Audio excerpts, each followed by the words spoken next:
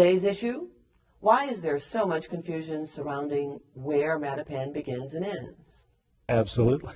So when the name was changed, did it mark territorial limits as well, or was it only a name change?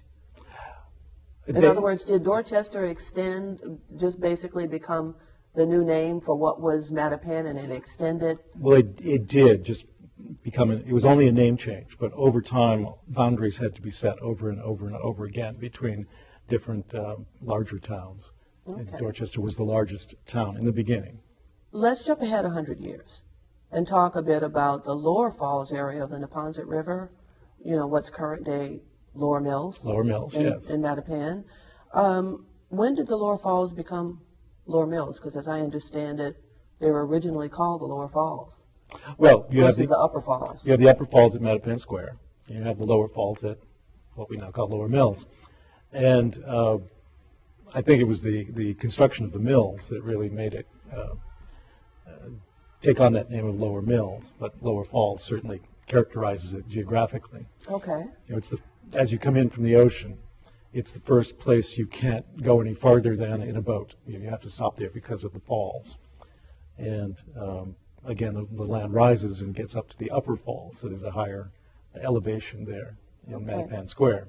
So the mills, can you talk a little bit about them? Well, sure. The first one was in 1634. Israel Stoughton, who was one of the original settlers. Relationship to Stoughton, the city of Stoughton now? Or? Well, they're named for him, or named for his son, one or the other. His son became Chief Justice of the Massachusetts the Supreme Court, or Superior Judicial Court, we call it today, but also was acting governor for part of that same time. Oh, I see. So he kind of controlled the colony. But he also was the Chief Justice at the Salem witch trials. So he's a little bit of a notorious fella. Right. But his father got this warrant to open the mills there at the And Lower what Mills. kind of mills were they? This was a flour mill, a grist mill to grind corn or wheat into flour. So originally probably corn. And that was where Lower Mills is today? Yes. Okay. That's right.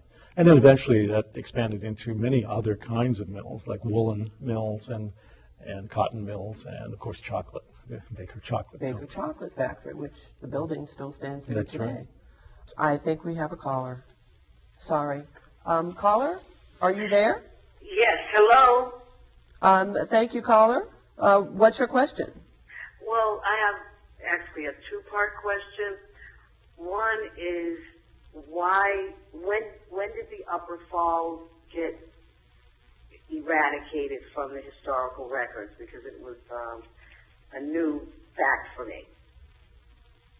And secondly, where is he getting his definition of Mattapan as being an evil place? Because we already have enough evil connotations going on in our town.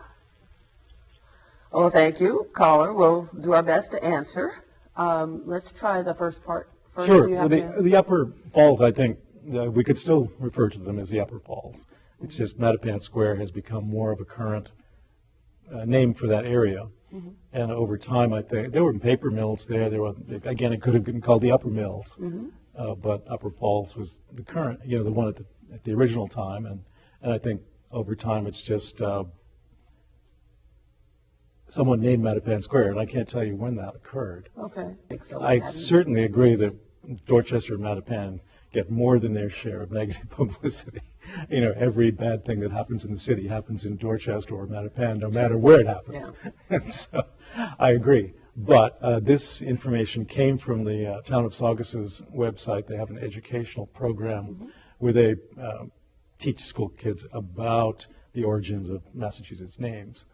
And they cite a book on that site, so we could look there. Okay. I don't suppose you happen to know the name of it. I don't have that, Okay. but it's something like Massachusetts place Yeah. names. The reason why, I kind of share the caller's question because the translations that I've read of Mattapan are translated as a good place to be or a good place to sit. So, it's interesting how these things. Yes, of course. It's a point we'll have to return to in a future show. All three communities, right now at Lower Mills, there's a kind of meeting of Milton, Mattapan, and Dorchester. Do all three communities kind of share a claim in Lower Well- Mills area, or? Well, certainly Milton and Dorchester Okay. meet there, and they both had mills on each of their sides of the river. Oh, okay. And lots of contracts between the towns and the mill owners about how much water each could take and use and for their So purposes. there were water resource issues That's even right. back then. That's All right. Now, as far as Mattapan goes, Mattapan is what I would consider a neighborhood within Dorchester, just like Lower Mills or Upham's Corner or Codman Square. Mm-hmm. And so, its claim to Lower Mills, I guess you just need to figure out what someone's dividing line is there between Lower Mills or Right. Dorchester and Mattapan. And somewhere along River Street, you could stand there and say, "This is it." This is the point. Okay, well, obviously, it's something we'll have to talk to the Department of Neighborhood Development or the BRA or somebody to try Well, to it'd be get interesting to clarification. find out how they determine this North Right. Dorchester, South Dorchester, and Mattapan statistical area. Right, As right. opposed to, well, what do we have, 5 zip codes in the area? And we've True. got True. lots of other kinds of political divisions as well. Right. One final question. Did Mattapan contribute at all to Dorchester's economic development, and if so, how? Well, it certainly did. There were mills, particularly paper mills, and even a starch factory at Mattapan Square, near Mattapan Square. Okay. The latest mill, I think, to close was the one that's probably now called Hyde Park, but there was a paper company, a modern paper company out along River Street toward Hyde okay. Park. But that's been taken down now. But I it's think with they the, recently put a I think grocery store. A supermarket, that's right, yeah. Okay. But that was one of many. Mm-hmm. And you could look at the old maps and see how the water was channeled, little canals to take the water off to power a mill here or there. Oh, okay, so And they, then back to they the were river. hydro-powered mills. That's right. Probably. Okay. Yes, and it's really the only power they had until the 20th century.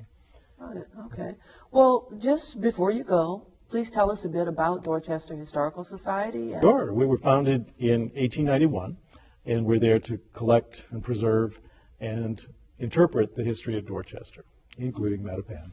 And we have 5 buildings on 2 campuses, and on Boston Street, you'll know us by the big pink house if you go along I've seen Boston it. Street. Yeah. I'm sure you have. Yeah. And that's our headquarters property, and we have a barn there as well.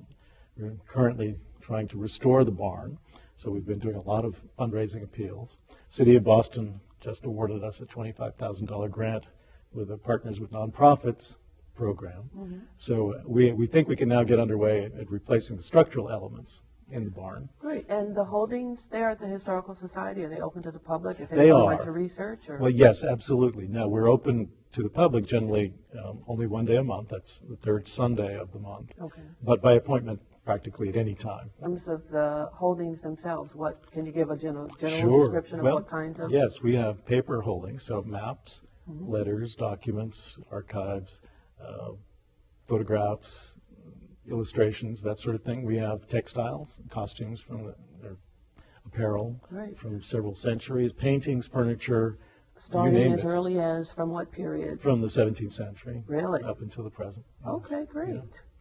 Well, we certainly thank you for coming in today. Well, thank you. Today, we learned why there's confusion around Mattapan, where Mattapan begins and ends. First, Mattapan once extended from Boston's present-day Long Wharf as far south as Providence, a huge expanse of land.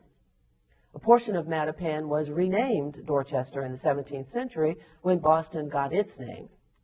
So, here's what I'm taking away from today's show. While Mattapan contributed substantially to the economic development of Dorchester and Greater Boston, Boston's growth has come in some respects at Mattapan's expense. Mattapan needs its own historical society. Let us know what you think.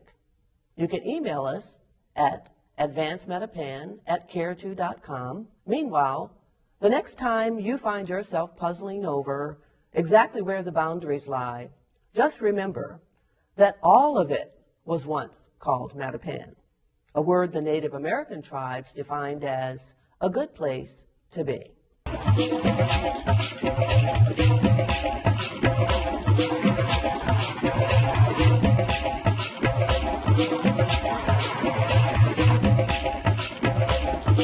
much.